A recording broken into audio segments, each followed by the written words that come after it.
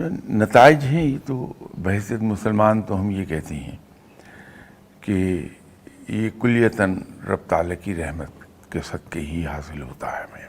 لیکن دنیاوی طور پہ اگر آپ بات کریں تو ہماری محنت کی سمت ذرا سی مختلف ہوتی ہے دوسرے. مشہور مثال پڑھا کرتے تھے اپنی ٹیکسٹ بکس میں.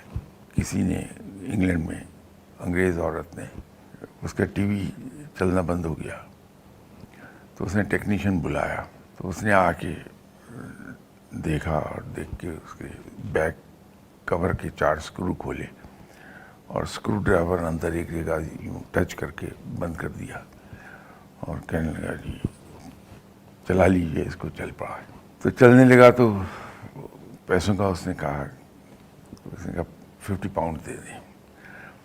تو عورت چلائی کہ 50 پاؤنڈ کا ہے کہ تم نے کیا کیا ہے؟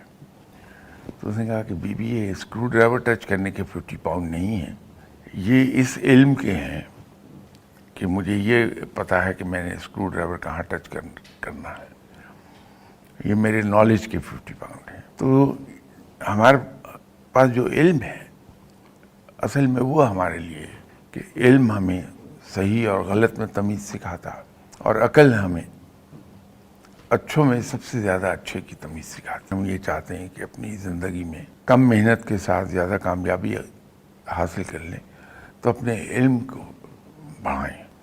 ٹیکسٹ بک کے علاوہ کوئی چیز نظر نہ آئے. ایک وہ اگر ہم ریڈنگ ہیبٹ ڈال دیں اور اسے کتابیں پڑھنے دیں, آف کورس ایک گائیڈنس اس پر رکھیں, بچے کو گائیڈنس پرووائڈ کرتے رہیں کہ کس قسم کی کتابیں پڑھنی چاہیے تاکہ وہ کوئی سب اسٹینڈرڈ بکس کی طرف نہ نکل جائے.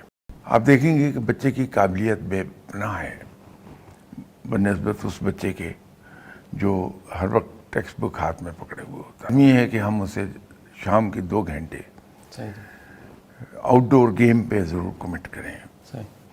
ایک تو یہ ہے کہ ہمارے اندر اسپورٹس مین اسپرٹ پیدا ہوتی ہے.